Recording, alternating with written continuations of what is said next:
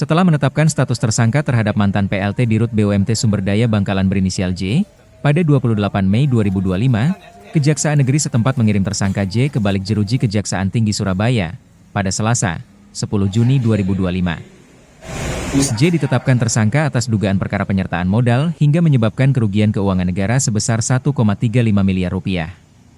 Kasipitsus Kejari Bangkalan, Muhammad Fahri mengungkapkan, penyalahgunaan dana BUMT Sumberdaya di tahun 2019 dilakukan tersangka J dengan balutan kerjasama dengan inisial D, selaku Dirut UD Mabruk, yang dibuat seolah-olah untuk kegiatan pengadaan beras.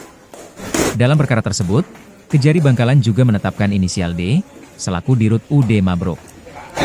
Namun pihak tersangka D disebut Fahri belum bisa dilakukan penahanan, karena yang bersangkutan tidak bisa hadir pasca menjalani operasi hernia.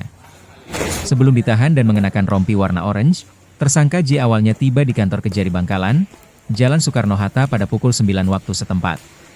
Pemeriksaan berlangsung hingga sekitar pukul 14.30 waktu setempat, yang dilanjutkan dengan pengiriman tersangka J ke Balik Jeruji Kejati Surabaya, dengan pengawalan dari personel Subdetasemen Polisi Militer Bangkalan.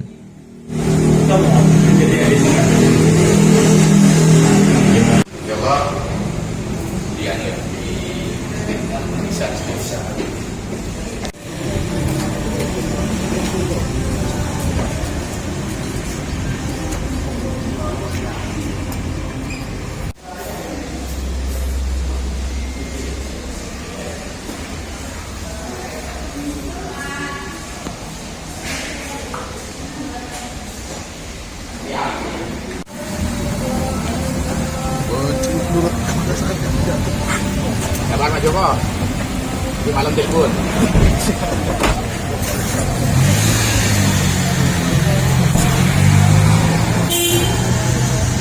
Bajing, pelana menurut pada saat yang tidak.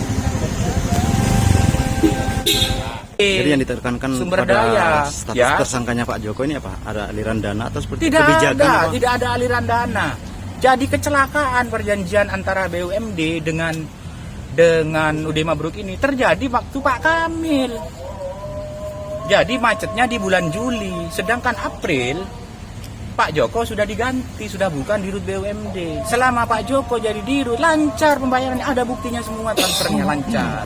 Jadi untuk perkara ini sebetulnya kalaupun dicari-cari kesalahannya Pak Joko, ini hanya administrasi karena semua ini bukan penyertaan modal.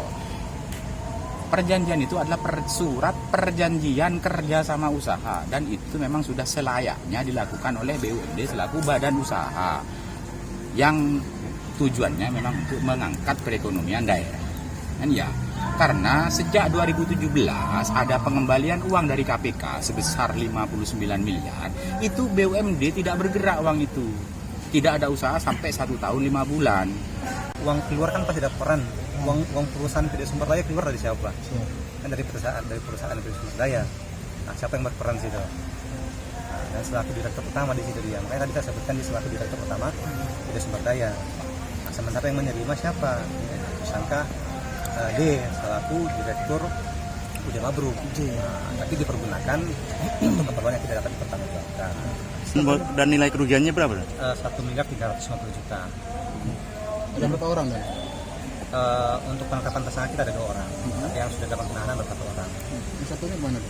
Yang 1 orang ini sudah kita lakukan pemanggilan, cuma yang bersangkutan masih belum bisa hadir karena pasca operasi hari ini.